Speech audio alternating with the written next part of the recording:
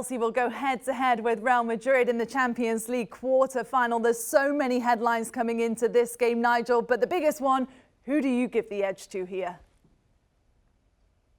Well, it's a tough one, Bobby, to call. You know, two great teams. They've got a great mix of experience and youth coming through. Chelsea have been fantastic, playing great football, even with all the off-the-field things that they have to deal with.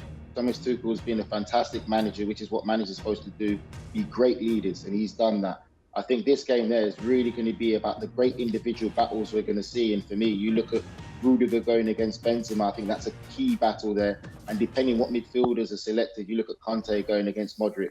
I think that Real Madrid, for me, have been going under the radar, and Ancelotti's very happy with that. You know, the spotlight hasn't been on them. The spotlight's probably been on more so the likes of Manchester City, the likes of Liverpool. But Real Madrid have defied the odds. They've knocked out Paris Saint-Germain, which we haven't spoken about. You know, the trio of probably the three greatest attacking players we've seen in world football ever combined together.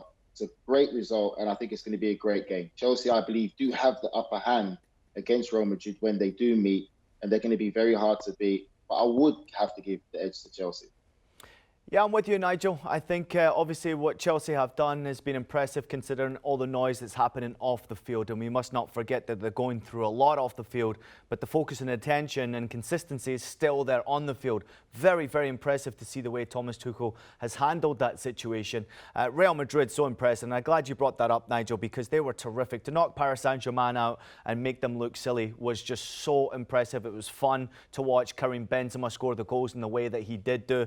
Obviously, having that second tie going back to the Bernabeu will give them a little bit of an advantage as far as I am concerned. I think they'll make it tough for Chelsea in that first leg. I still have Chelsea as a slight favourite. Thomas Tuchel's record is just tremendous. He's never lost against Real Madrid in this competition, and his record being a part of the last two Champions League finals for two different clubs. Could he make it three? That will be the question. I don't think he can make it all the way to the final, and this tie right now, I think it's going to be very difficult for Chelsea to get through, but I still have them slightly as a favourite.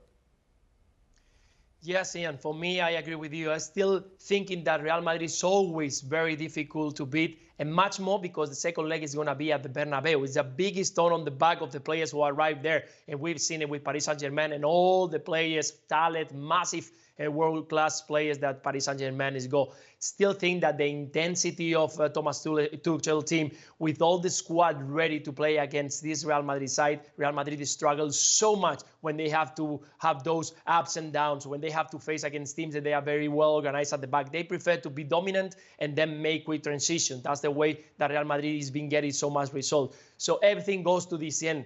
Is Karim Benzema ready to play fitness-wise all the games until the last moment when they have to face Chelsea? That's a big question, and we'll have to wait to see it.